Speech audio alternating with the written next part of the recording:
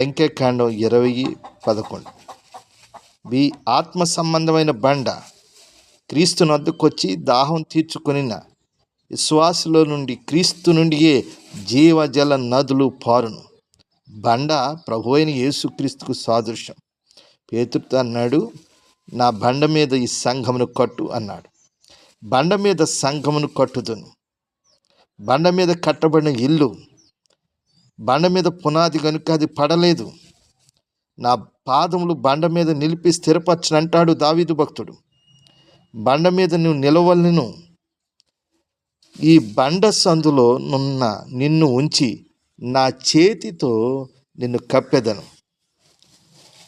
బండ సందులో ఎగిరే పావురం ప్రియమైన సంఘం, వధువు సంఘం.